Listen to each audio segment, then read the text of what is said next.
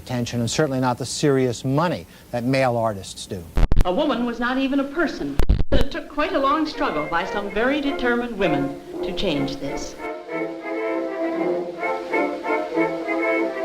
Hundreds of years ago in Europe, kings and queens told us what art was, and we're stuck with that.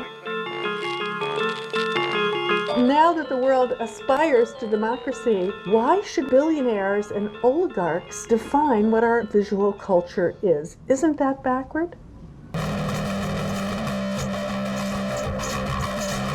What's very good about our image is that when you look at our masks, you think of what we stand for. And we stand for the conscience of the art world.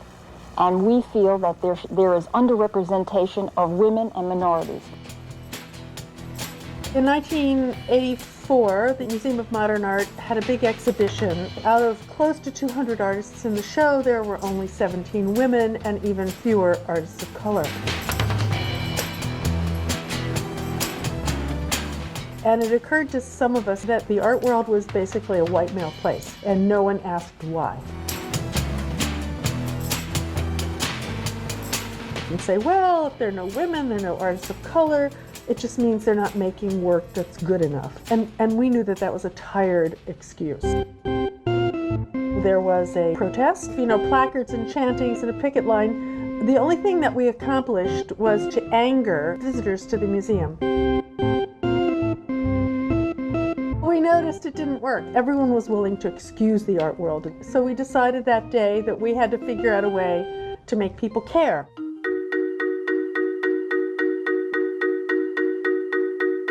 There was discrimination right in front of people's noses, but they didn't see it.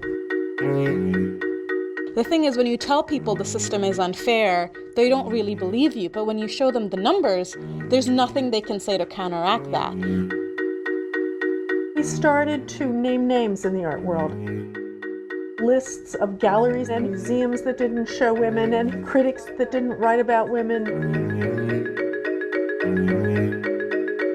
We would go after every cross-section in the art world.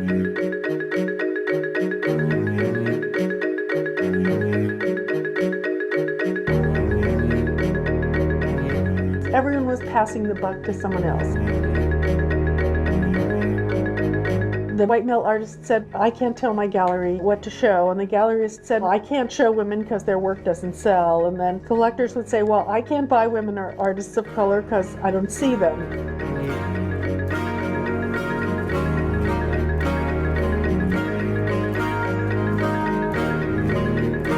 We were just angry.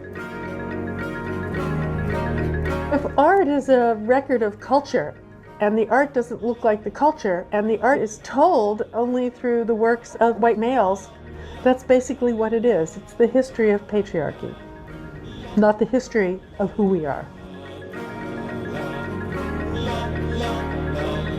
We figured out this formula that if you make people laugh, if you put people on the spot, and if you use information, you can actually change people's minds.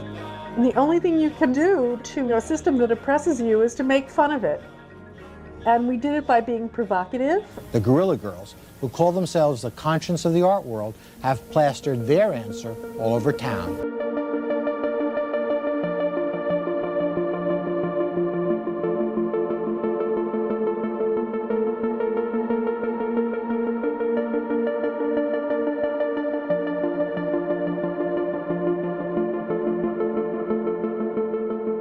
It was a lot of fun, especially when you're anonymous and you wear gorilla masks.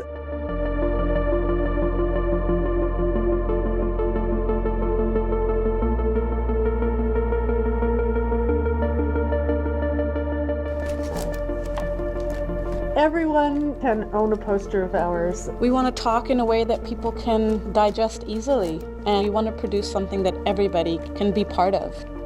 I'd be happier to know that we have posters in millions of college dorm rooms than hanging over the couch of some billionaire art collector.